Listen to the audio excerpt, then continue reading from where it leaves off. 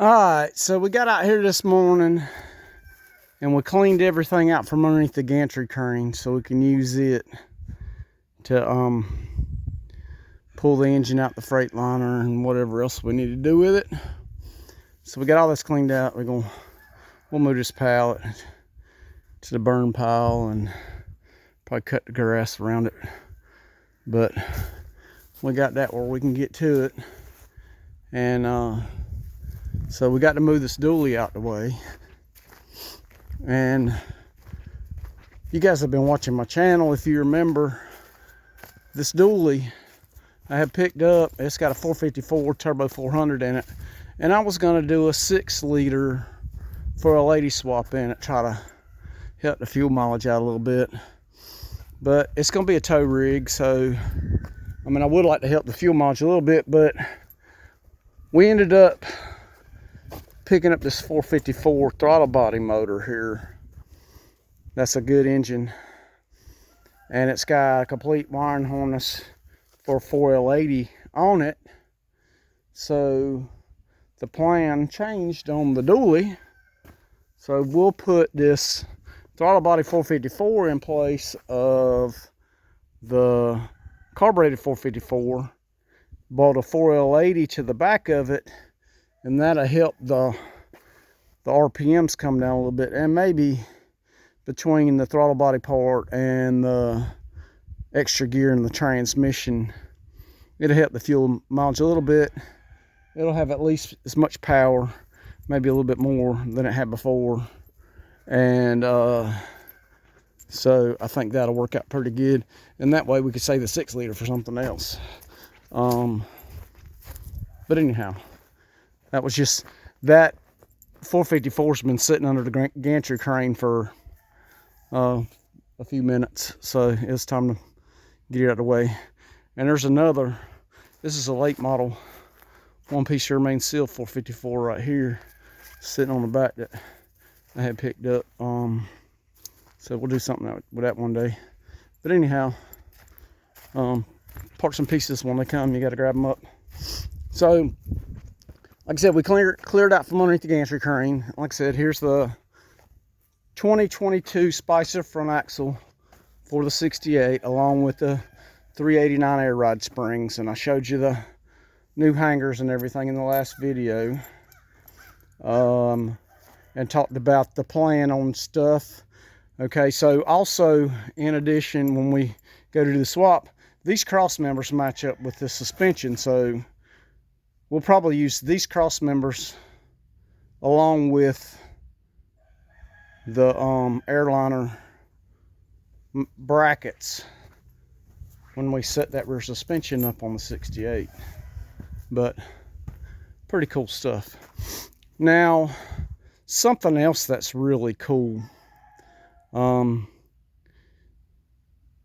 when you go to order parts for a Kenworth, they want the last 6 of the VIN, and they can look up the build on the truck and tell you what parts you need or whatever. So just out of curiosity, one day I called my local MHC Kenworth and gave them my 68's VIN, which is only 6 digits, and they came up with a build sheet. Let me show you. So here it is. It's 35 pages, I think, the total build sheet. Now when I called, they said that they had the build sheet for the chassis before mine. And then when I went to pick the copy of it up, because I was wondering why they didn't have my exact build sheet. And then when I picked it up, here's what it says. One of a series of 4 chassis that was ordered by the same company. And if you look here, oops.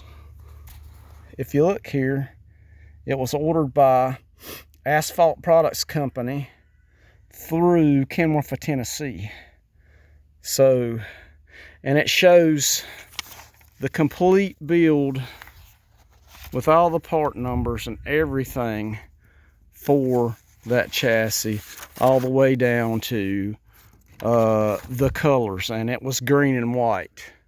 So, and when I filled the rooftop AC, I saw green and white on the truck. So I thought that was absolutely so cool that we come up with a build sheet for a truck that old.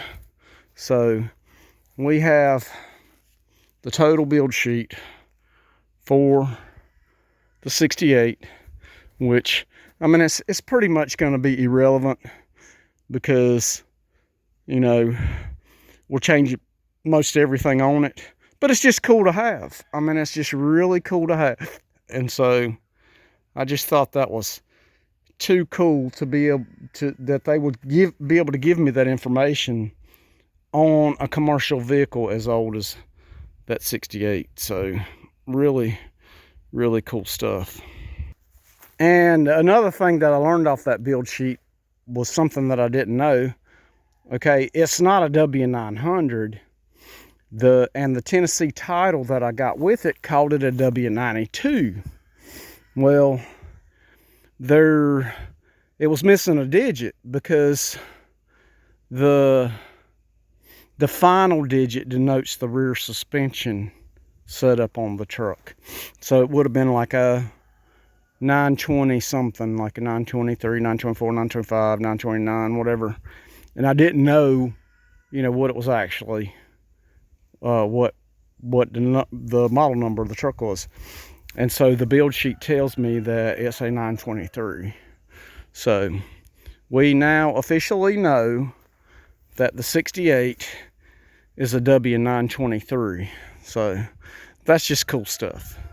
Just really cool stuff. So while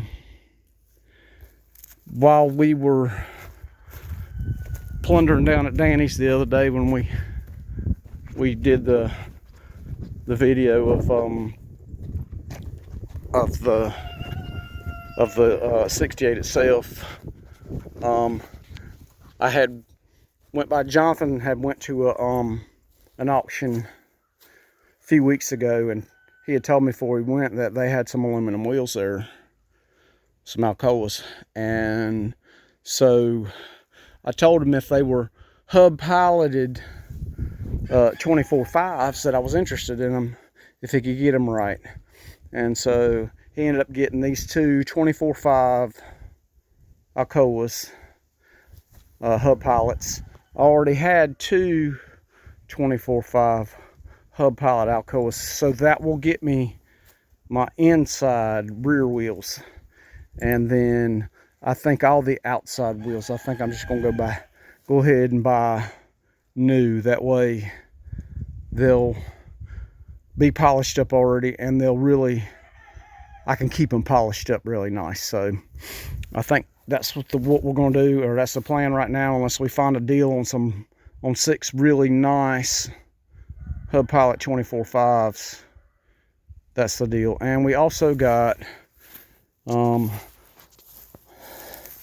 this yellow toolbox right here, I bet you can't guess what's in a yellow toolbox, but it's my cat engine tools. So that was cool to be able to get those, so I can have them available when I pull that 6-inch Z out the Freightliner.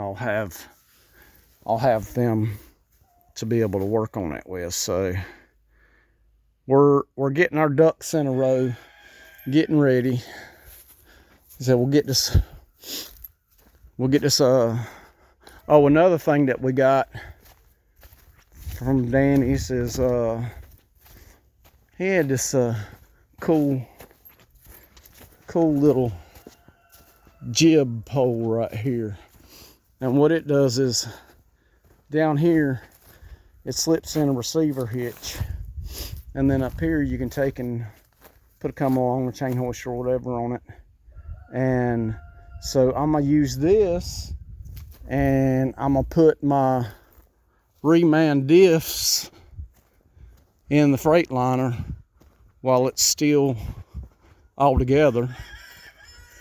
and then I can hook it up and maybe run it down the road or whatever.